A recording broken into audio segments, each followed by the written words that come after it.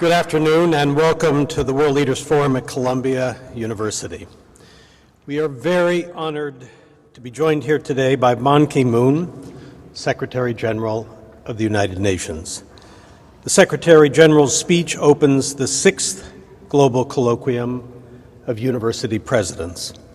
This year's colloquium is focused on the global effects of the youth population surge and will attempt to address the needs of the largest generation of young people the world has ever known.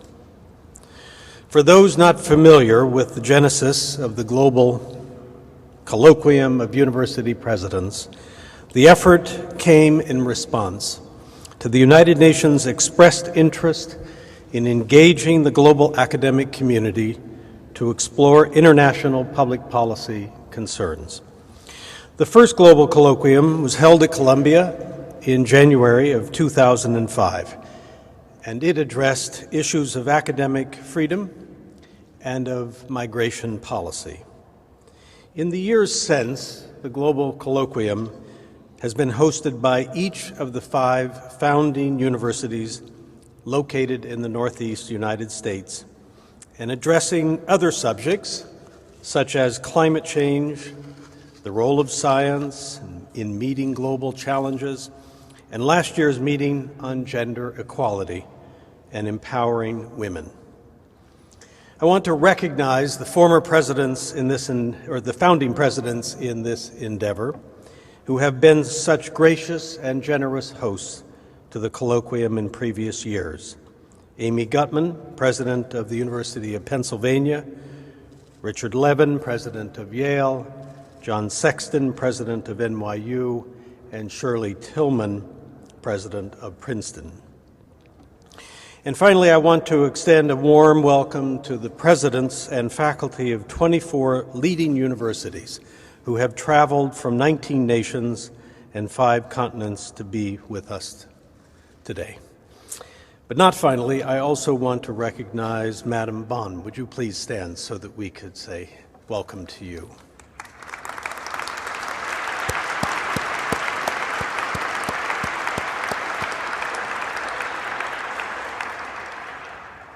At the time of the first Global Colloquium, I said that in these days of rapid globalization and a more interconnected world, we have a tremendous responsibility to lend our collective scholarship and expertise toward the resolution of challenges worldwide.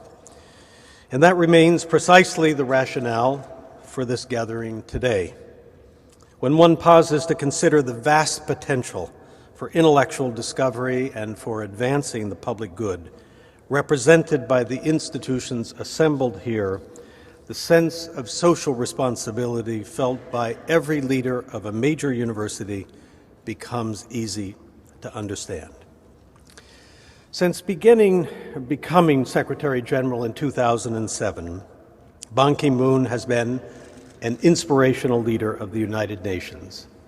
He speaks often of his childhood in Korea, the experience of coping with the violence of war, his family's forced expulsion from its home, and the resulting life of poverty. The role of the United Nations forces in rescuing and restoring his country instilled in Ban Ki-moon a profound belief in the power of the international community to alleviate injustice and suffering, and he chose to dedicate his professional life to the diplomatic corps, ultimately serving as South Korea's foreign minister. As Secretary General, Ban Ki-moon has promoted sustainable development, strengthened poverty-fighting programs, and worked for gender equality and empowering girls and women through education. He has been unwavering in standing against intolerance and oppression, including last month when he spoke out strongly and unequivocally against violence and discrimination based on sexual orientation at a meeting of the Human Rights Council in Geneva. The Secretary General has also provided leadership on the subject of this colloquium, the global surge in the youth population. There are nearly 3 billion people living today who are under the age of 25. That constitutes almost 1/2 of the world's population. It is not uncommon to find nations of the global south with as much as 40% of their population between the ages of 15 and 29. This particular demographic reality will be with us for some time. The surge in the youth population can be either an asset or a liability for a country struggling to find its economic footing and build its civic institutions. If nations invest in infrastructure and education, reform labor laws, commit to job training, and allow for meaningful democratic engagement, then the presence of a large youth cohort can stimulate economic growth while driving political reform and modernization. Replacing rote learning techniques with curricula that develop critical thinking skills is recognized by leaders around the world to be critical to such progress. And liberalizing migration policies can help reduce labor shortages and surpluses across the nations of the global North and the global South. But without policy prescriptions appropriate to this, the current demographic situation can become a source of conflict and instability. The prospects for every nation experiencing a surge in its youth population will turn heavily on the availability of meaningful opportunities for employment, education, and political participation. Recognizing the importance of this challenge, UN Habitat and the UN Development Program organized the Youth 21 Global Initiative and convened a 4-day meeting in Nairobi last month. The Secretary General has announced that he will be appointing a special advisor on youth, and he has made the needs of the rising youth population a top priority of his 5-year agenda. Ladies and gentlemen, please help me welcome the Secretary General of the United Nations, Ban Ki-moon.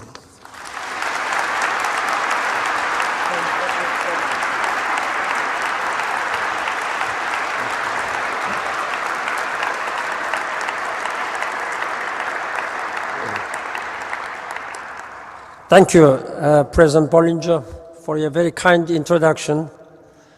Distinguished university presidents, esteemed faculty, students, and other members of the Columbia University community, ladies and gentlemen, it's a great honor and pleasure to be with you this evening to discuss about our common challenges facing many young students here.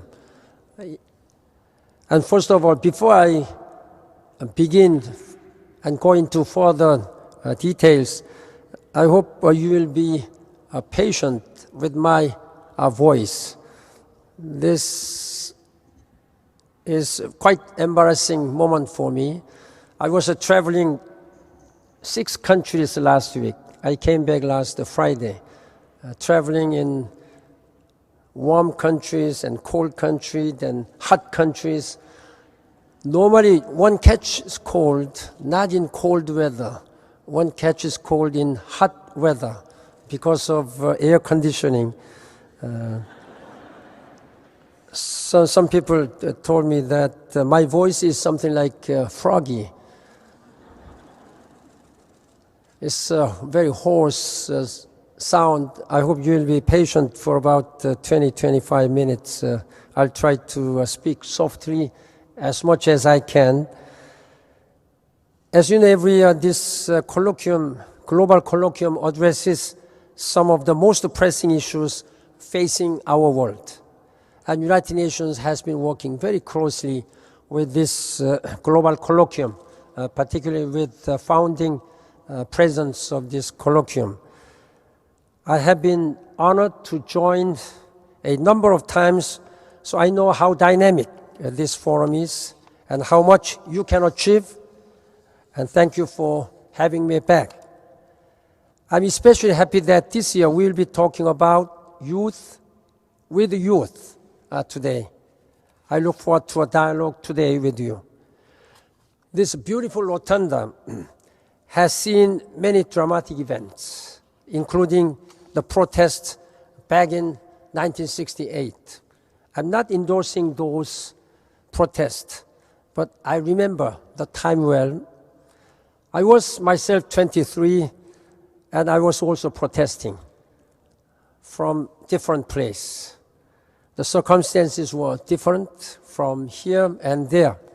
But in both cases, young people were seeking change. They were speaking out for their genuine, legitimate rights and opportunities, which were not given to them. I mention because when we talk about youth, we have to look beyond demographics to why young people are so powerful. Youth are often the first to stand for principles and against injustice. Youth is a time of idealism. Young people are a force for transformation.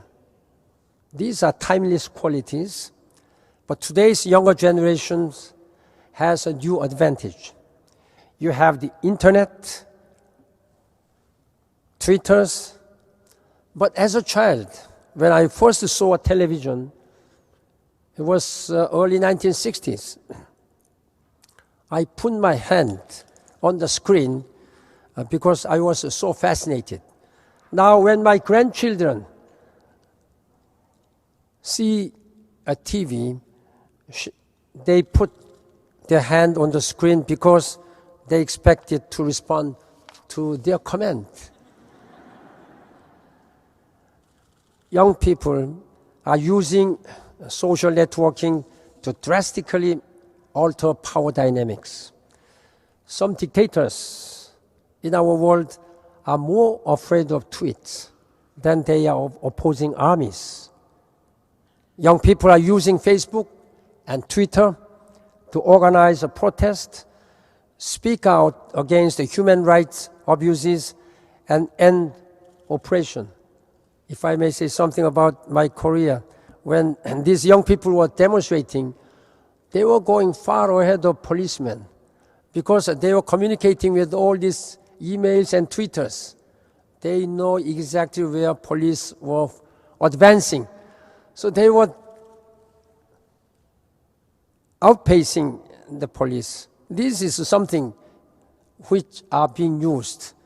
But I'm not talking about all these demonstrations, but I'm trying to tell that how much these young people, young generation, are creative.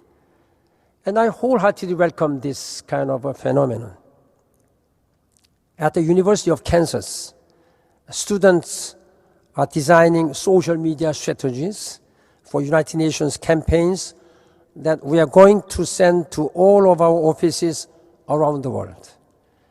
And those students are going to create a flash mob on campus to promote interest in the United Nations. I wish I could be there. Young people everywhere deserve the power to get information, connect, and ask hard questions about justice, equality, and opportunity. Our job is to listen to youth and answer their calls. Today, I brought you some messages we gathered from young people on social justice and decent work. One was concerned about her future. Maybe this sounds familiar. She said, I quote, "You graduate from a good university, you passed with high flying colors, and yet you do not have opportunities. There you wonder, what went wrong?" Another young woman said, with the lack of money, poverty, and hunger, it is very difficult to keep your dreams alive. This is a real story. And the young man said, I quote, "If I sit around, I'm wasting my time. But I feel like even if I'm looking for a job, I'm still wasting my time. So I don't know what to do anymore." I share these voices of young people because we cannot just make speeches saying we should listen to young people. We have to actually hear from them. But this is a dialogue. So I also want to share some of what I have learned from the university presidents in this room. Yes, I have read your papers. You describe youth as a social challenge. You stress the significance of youth empowerment to the prosperity of the nation. And you acknowledged that, I quote, access to higher education is not an automatic guarantee of having access to work, end of quote. Maybe if I put footnote in my speech, you'll give me an A grade, maybe. But actually, I would prefer to get an E. Why E? Because this is the letter I want you to remember. Today, I will speak about 3 E's. 3 E's. Education, employment, and empowerment. Education is to progress. I'm often asked by many people during last many years as a Secretary General or Foreign Minister of Korea, knowing that Korea has developed in such a short period of time, they always ask easy question: what is the secret of Korean democratic maturity and economic development? Many African leaders compared with South Korea, their level of development. In early 1960, many Africans were better than or similar to the level of South Korea at that time. After 50 years, there's a huge gap. Then they are asking these questions. Without hesitation, I say that is owing to education. Wise, smart investment in education. Korea wisely invested in education early on. That gave the country a knowledgeable, skilled workforce by the time the industrialization phase took off in Korea. I'm not here to talk about Korea, but I'm just giving you an example. Korea continued investing in education, and this continued to pay great returns in prosperity, stability, and happiness. Around the world, countries are bringing more children into classrooms. You might have heard that President Obama, on many occasions during last 3 years, he has mentioned the Korean success story in education. But worldwide, more than 125 million people, young people, cannot read or write. 2/3 of these illiterate people are women. This is a problem for those billions of individuals. But it is also our problem, United Nations problem, and I think your problem, particularly Americans, who is the richest and the leader of this world. Why? Because when we hold women back, so many women back, we hurt progress for all people. I'm convinced, and I say this everywhere I go, that investing in education for girls and women is the key to unlocking advances across the society. That is why I have made education one of my top priorities in the next 5 years. We especially have to focus on girls. A girl who never gets the opportunities she deserves is one less scientist discovering a breakthrough, one less peacemaker negotiating ceasefire, and one less university president helping to shape a better future. The United Nations is working to get more girls in schools. But around the world, at least 67 million young people, including boys and girls, are out of school at this time. We have to address gender inequality, and we have to look at other injustices. Migrants, persons with disabilities, refugees, and other marginalized young people struggle just to go to class. Learning can be a matter of life or death, especially when it comes to information on reproductive health. Every minute and a half, 90 seconds, a woman dies in pregnancy or childbirth. Many of them are just teenagers. Their lives could be saved with the right information and supplies. Every minute somewhere in the world, a young woman is infected with HIV. Until they develop a vaccine for the virus, the best protection is education. Last year, I went to health clinics in Nigeria, Ethiopia, Bangladesh, Thailand, and Indonesia. I saw firsthand the value of educating women to provide care for the community in the community.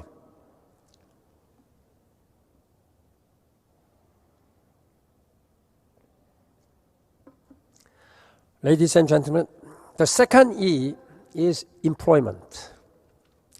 There are nearly 74 million people, young people, who are jobless in our world. I was in Baghdad last week for a summit meeting of the Arab League. The unrest in North Africa and the Middle East was driven partly by the lack of opportunity and freedom. In the next decade, in 10 years, Arab countries need to create 50 million jobs for new people joining the workforce. The Arab Spring or Arab Awakening was a season of hope and expectation. At the time, I told the region's leader, listen to your people. They were not only talking about democracy, many young people were looking for a better future with decent jobs and decent pay. Millions of youth work in unsafe conditions. They have no benefits, no job security, and limited rights. Young people may be resilient, but they should never be exploited.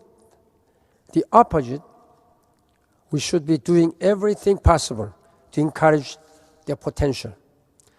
The United Nations International Labour Organization, known as ILO, will hold a conference this year on youth employment. Scores of young people will be there to face problems and to find solutions. Beyond conferences, we need action to create development that is rich in jobs for young people. Youth deserve an education and employment, but every young people also needs empowerment. That is my third E, empowerment. To unleash the power of young people, we need to partner with them. This is what the United Nations is trying to do. We are developing an action plan for the coming years. We want to work with youth on major issues affecting them, including joblessness, political inclusion, human rights, and sexual health. I have also decided to appoint, as President Bollinger said, a special advisor on youth. This will be the first time that the United Nations is going to appoint a special advisor of the Secretary General. After I made the announcement, youth organizations with 100 million members wrote me a letter. They said, I quote, "It is up to you to prove that the United Nations commitment to empower young people is what you believe in and what you are striving for." I take these words very seriously. We want youth to be part of the upcoming UN Conference on Sustainable Development, known as Rio Plus 20. This is once in a generation opportunity to create future we want. To the students, I say, what is the future you want? Think about it. Ask your friends. Bring your ideas to the United Nations. Get engaged. This is your moment. All the issues at stake in Rio, climate change, scarcity of water, food and energy, and the health of our planet, and gender empowerment, and health of ocean, urbanization, you name all these global issues. At Rio de Janeiro, we'll try to marshal a global movement for the future we want. To the university president among you, I ask for your partnership. Consider joining United Nations Academic Impact, an initiative that brings higher education and the UN system together.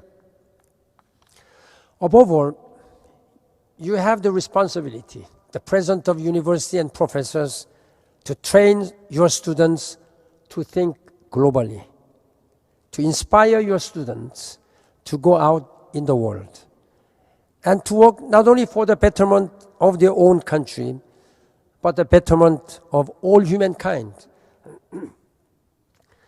And I'm telling the young students here, broaden your scope, broaden your vision.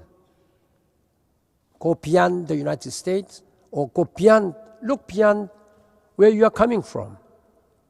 This world is wide, and there are so many things to do for you. Even though you may have your own concern at this time, try to see beyond the boundary of the United States. Look beyond all what you can contribute to global challenges. Be a global citizen. That's my message to you. In an era where social inequalities are growing, we need to build resilience and equality with wider vision. And the way to do that is help youth and women.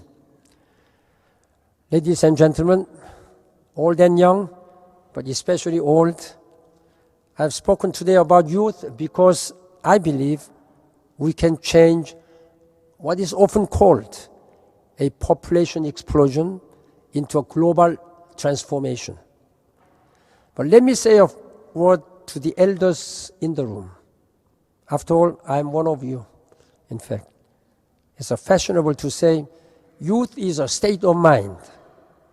People like this expression because it implies that we can always be young. I still think I'm as young as 20 years old. My heart is, but I know that I have aged. I'm getting old. But I'm trying to think as young people do. This is the only consolation which I can have. But I would frame it differently. Youth is a state of mind. It's not a consolation. It's a challenge. Youth are idealistic and brave. They do not cower to authority. I'm not young, I admit, but I recently had a chance to speak about an issue where too many people have been silent.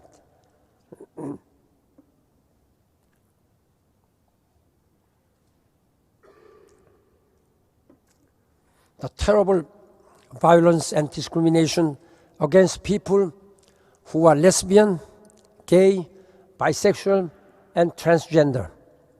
Last month, we had the first ever formal UN debate on this issue. Like many people of my generation, I did not grow up talking about sexual orientation. At that time, that's kind of some taboo in my generation when I was young in Korea. But I learned to speak out, because lives are at stake. When I spoke out, delegates from some 50 countries walked out of the conference room in protest. This was the first time then a Secretary General speaks, the people just went out. It was an embarrassment, but I think I did right things to do. They did not want the council to even discuss the issue. But this is the right time to talk about human rights of those people who are being discriminated because of sexual orientation. My message to them is up on YouTube, and I hope they hear it.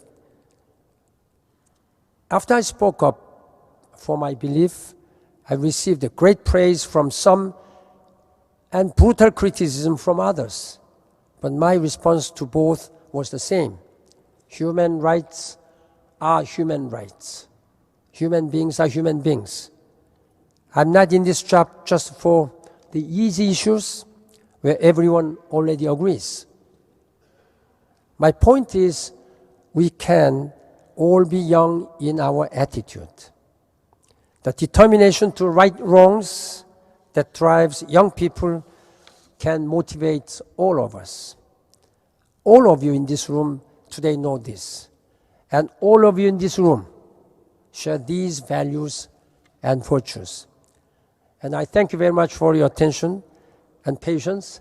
And I look forward to hearing from you on how we can advance together, how we can shape the future we want, how we can realize the dreams where every man, rich or small, rich or poor, where somebody is from big or small country, young or old, can live without any fear, can live always with freedom of speech, freedom of assembly, and good ideas to make this world better for all. And I thank you very much.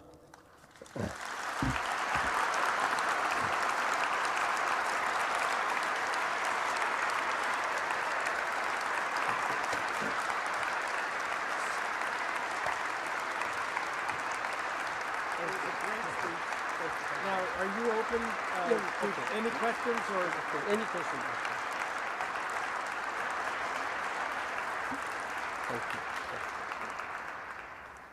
Thank you very much, Mr. Secretary General, and especially under the conditions of your cold and sore throat, we very much appreciate it. We'll now open this up to questions. There are microphones on either side in the aisles, and this is an opportunity principally for students to be able to ask questions. But let me begin by picking up on the last theme of young people developing a capacity for global thought and to approach being a global citizen. I wonder if you could say something about how that happened to you. Obviously, by being Secretary General of the United Nations, that's a good way to become a global citizen. But not everybody here, the young people, are going to become Secretary General.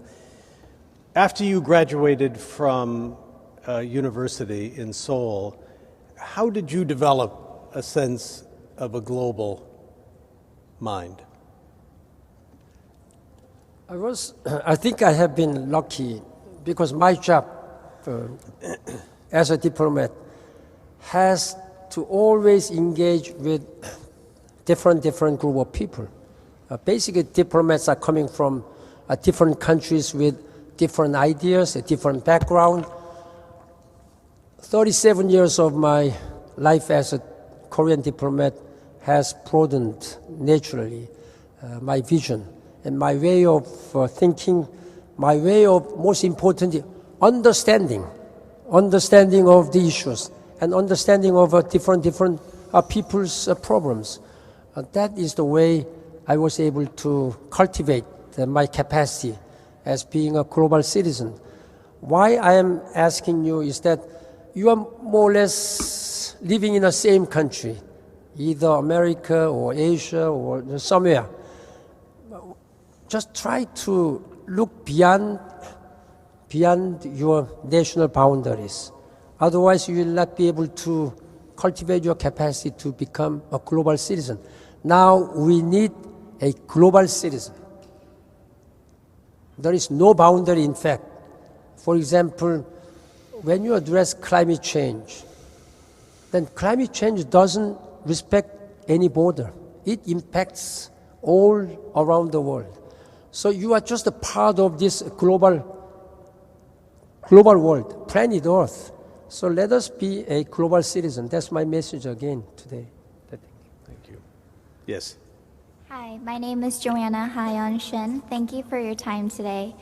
I have a background in architecture and human rights, which led me to become a strong believer that infrastructural change and the sharing of architectural knowledge can bring about great change, such as providing access to resources such as clean drinking water or preventing disasters such as the aftermath of Haiti. Could I ask you for more insight on how you see South-South cooperation of sharing architectural technology as providing better living conditions for youth around the world? Should I do one by one? Or? Yes. Okay.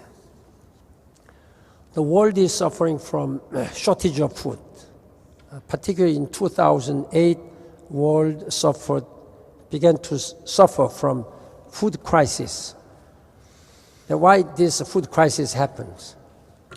I believe that world has enough food to eat for all 7 billion people to eat.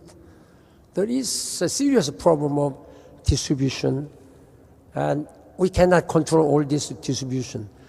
But in any way, we have to address this food crisis by raising the productivity of agriculture. I have been working very, very hard by establishing a global task force, which I have been chairing during last 4 years. Maybe more than 25 times I have convened this. I have been talking with the World Bank, IMF, OECD, and African Development Bank, and yes, Europeans, as well as Arab Development Bank, with governments and FAO and all these food-related agencies. We have to provide tools to many smallholder farmers in Africa, in many developing world. They do not have, first of all, weather-resistant seeds. They do not have fertilizers. They do not have good information for farming. On top of this, climate change has impacted. On top of this, water scarcity has deteriorated, worsened these agricultural productivity issues. We are working very hard to comprehensively address this issue. To address all these issues, like water scarcity, food crisis, and energy, we are working, as I said, the Rio Plus 20 summit meeting, which will be held in June in Rio de Janeiro, will provide us a very good opportunity, once-in-a-generational opportunity, to address all these issues, including agricultural production issues. Thank you. Thank you. Yes. Good afternoon, Mr. Ban Ki-moon. Your Excellency, thank you for this opportunity and for coming to Columbia University and speaking with us about the young generation. My name is Esperanza Garcia. I'm the president of Columbia University Coalition for Sustainable Development. I'm also the co-founder of International Youth Council, which was founded at the Youth Assembly of the United Nations, an event of which I organized. I have represented my country, the Philippines, in UN climate change negotiations, bringing the voice of young people in an international multilateral negotiation that affects her future. I'd like to thank you.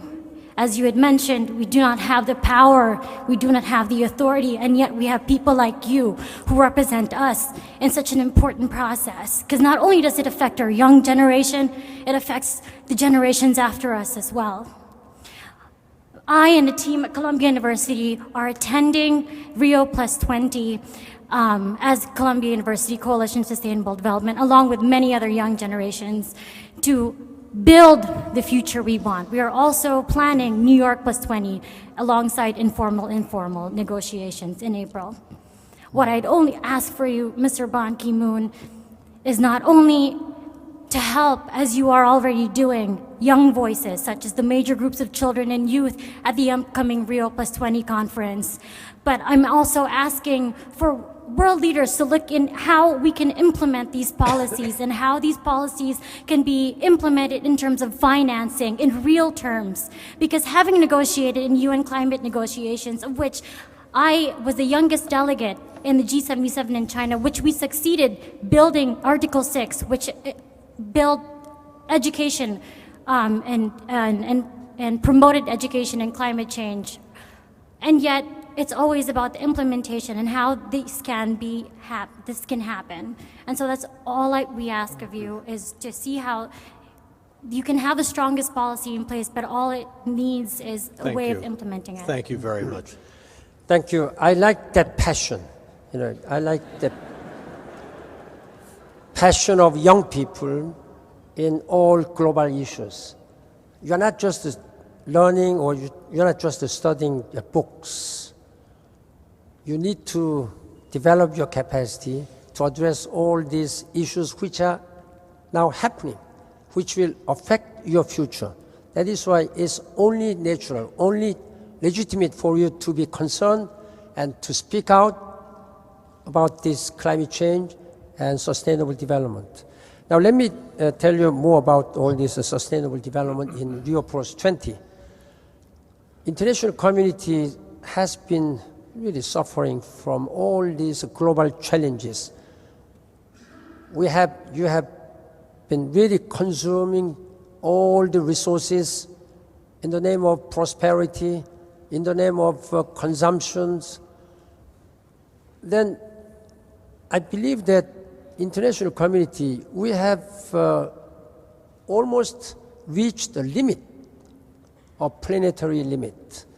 One should know that there is a limit in this planet. We have only one planet Earth, and the resources are limited. Without knowing this simple fact, we have burned all these resources to prosperity. That we cannot do anymore. The old model cannot work anymore. That's why we are now really trying to make this sustainable development a great success for the humanity. We have been dealing with the climate change, but not early enough. It was only just recently that international community has been discussing about climate change. When I became Secretary General in 2007, this issue was not on our list. I put this to the highest place in our global agenda. But we have not reached it there. And there is a food crisis issue, which I have explained. There is a serious energy shortages. Energy is cross-cutting issues in addressing all our challenges. Without electricity, without decent energy, how can you achieve all your industrialization program or science or whatever? Then there is a very serious water scarcity issues worldwide. There is at least 1.2 billion people do not have access to safe drinking water. At least 1.4 billion people do not have electricity. We have to eliminate this kind of situation. Then the oceans are getting sick and sick every day. There is a serious maritime environment issues, the urbanization. This again creates huge problems. So our vision is to address all these global challenges in a more comprehensive way, more integrated manner from a broader perspective. Let us address all these issues in one thread,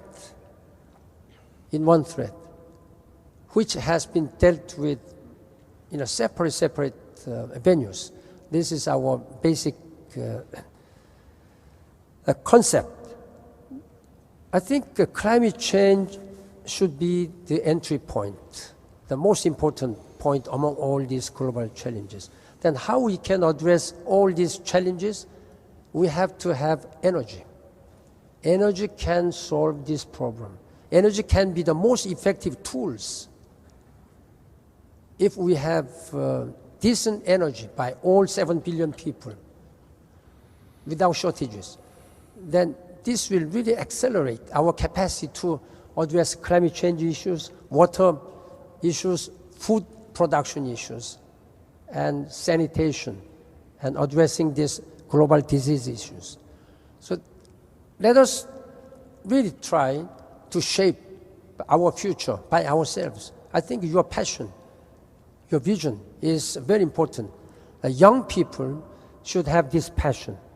When young people do not have passion, you are no longer young. I thank you very much for that. Thank you. Yes. Good afternoon, Secretary General. My name is Bruno Mendes, and I'm a sophomore in the college. I'm an international politics student, and there are many issues on international politics on which I would like to hear your thoughts. But I was particularly moved by the fact that you stood out for LGBTQA students and humans worldwide. And that leads me to ask, how do you think the UN can work to address such human rights issues, given the fact that many leaders of countries even refuse to talk about them? Thank you. As a Secretary General, I have been traveling many countries around the world. During the last 5 years, I have visited at least 120 countries. Just unit by, when you talk about some countries where I have been visiting 10 times, that will be counted one. By this count, I have visited 120 countries. That means maybe if I multiply this, I might have visited 500 countries in 5 years maybe. Then I have met so many people whose basic human rights are just brutally abused. Neglected is in a much better condition. Abused and crushed. Those are LGBT, they are one of them. They were very afraid of to show that they are having this kind of a sexual orientation. There are many people with physical disabilities whose opportunities have been again neglected and abused. There are many young girls and women, particularly, their human rights have not been protected. I really wanted to speak out for them. When I was visiting Malawi, I read an article that the two young men, were imprisoned for almost 10 years. I talked to President Mutharika privately. Mr. President, this is not acceptable, and I explained my position. Then finally, President Mutharika said that I do not agree with your point. And there are still some presidents who do not agree at all with all this, as many delegations have walked out. It's a very sensitive issue. Then finally he said, even though I do not agree with your position, since you are the Secretary General, you are talking to me like this, you are appealing to me, I will take necessary action. I will just release them. I didn't believe that he would release them on the very day. I thought that he might take some time, some month, with some, then he would take some generous measures. Then he pardoned them on the very day. I was very much grateful to him.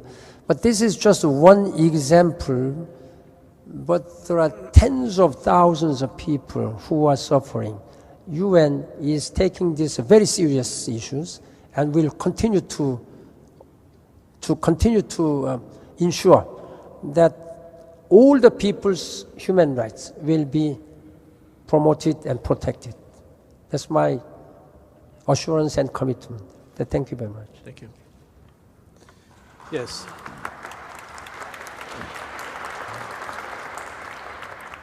Yes. Good afternoon, Mr. Ban Ki-moon. First of all, thank you very much for coming today. My name is Juan Ramirez, and I'm studying political science, international politics, and human rights here at Columbia University. And my question is more about what is your recommendation for students who are still deciding on their career paths, and for students who want to make the greatest, most expansive, long-lasting change on an international level. This summer, I'll be working to be the coordinator for a Spanish and French GED program, as well as working with an NPO that works to employ high-skilled immigrants. And although the work at the local level, such as these programs, are very important, my question to you is, where do you think is the best venue for long-lasting international change? Is it through our national governments and diplomacy? Is it through the UN network, or is it through NGOs and NPOs? What is your recommendation for the youth, and where should youth like me who are still deciding where to put our forces, what do you recommend for us to do?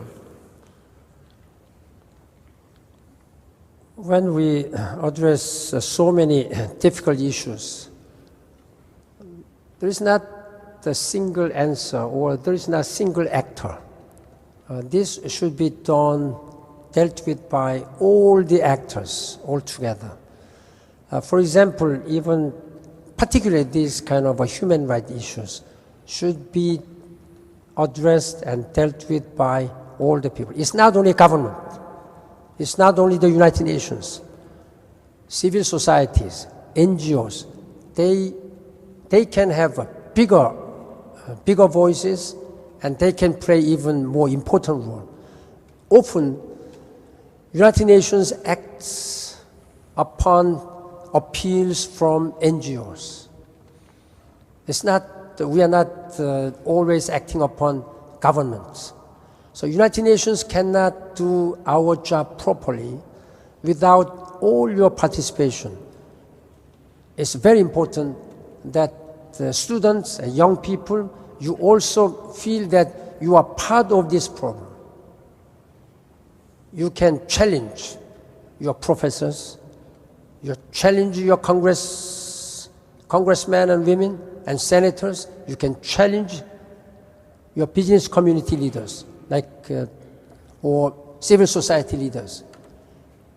I think you have the biggest voices. Sometimes the politicians, they have to be very sensitive to others, because the politicians, diplomats, work on a very delicate way, because they have their own national interest, and there is a very strong views held by other parties. In such a case, they cannot have proper dialogue, as you have seen in the Security Council, where they have not been able to be united to speak out against Syria because of differing views. Then it's the media, it's human rights activists, NGOs, and young people like yourselves who can speak out. Why don't you take action? As a Secretary General, sometimes I may have to be very sensitive to member states, because they always take out as a national sovereignty as number one principle. In such a case, then we cannot have proper dialogue. We are not united in such a case. Therefore, the point you have raised is very pertinent, and all the stakeholders, all the community leaders, they should take part in addressing our common challenges. Thank you. I think in the interest of time, let's take two more questions, and that's all I think we'll be able to do. Yes. Hello, Mr. Secretary General. Just in May of 2011, your appointed Executive Secretary on Global Sustainability gave a speech in this very auditorium to the Threatened Island Nations Conference that was hosted by the Columbia Center for Climate Change Law.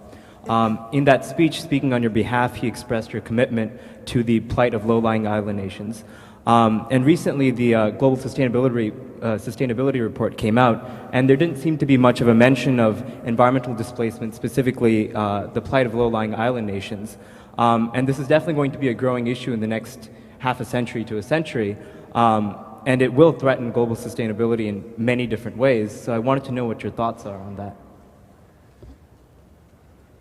These days, sustainability, that's very important one. Even political stability. The politics should be sustainable. Economic development sustainable. Any policy, like on human rights, that should also be sustainable. We are now talking about this sustainability in a comprehensive way. Social sustainability, economic sustainability, and environmental sustainability. These are three pillars when we talk about sustainability. Without addressing all these three, even one missing, you cannot say we are living in a sustainable world. This is what I'm telling you. Then for politics to be sustainable, there should be economic and social prosperity to be supported. Without this socio-economic sustainability supporting, you cannot have sustainable politics. This political situation becomes very easily unstable, as we have seen many countries in Africa or elsewhere. When there is no political sustainability, you cannot engage in free economic development or economic activities and social activities. Therefore, all these are interconnected. You cannot think one another separately, independently. That is what United Nations is trying to achieve at this time. Yes. Thank you. Thank you. And last question. Thank you for your inspiring words. My name is Nicolas Sahari. I'm from Argentina. And as you know, Argentina has been requesting dialogue with the UK concerning to discuss the issue around the Falkland Islands. And the UN has passed resolutions encouraging that dialogue, but the UK has persistently resisted to do so. So my question is, how do you see your role in this issue, in this conflict, and how can we be optimistic about the UN, the possibility of the UN bringing about change when one of the members of the Security Council fails to comply with the UN's resolutions? Thank you very much. This is highly political issues. In fact, my last appointment just before coming to Columbia University was meeting with the Secretary General of UNASUR, Mrs. Mejia. We had a long talk about this Malvinas or Falkland Island issues. And before that, during last many years, I have had a meeting with President Cristina Fernandez of Argentina and Foreign Minister Timmermans of Argentina, of course, with the British counterparts. I know that this is a very delicate political issues between United Kingdom and Argentina. And I myself offered my own facilitating role. I remain available for any mediation. But normally this mediation and facilitating role can be effective when both sides come to me and agree. But unfortunately, both sides have not agreed. And only one side gave me that green light. And I'm trying to see how I can help facilitate these issues. Those two countries, Argentina and United Kingdom, are very important United Nations member states. I really hope that this issue, long-standing controversial issue, will be resolved peacefully through dialogue. That's my sincere hope. Thank you very much. Thank you. Mr. Secretary General, Thank you on behalf of all of us. We very much appreciate your leadership. We love your passion. And we know that you're working on the hardest problems on the planet. If anything, you make university presidents feel like we have the easiest jobs in the world, and that's really welcome. Thank you so much for coming to Columbia and sharing it.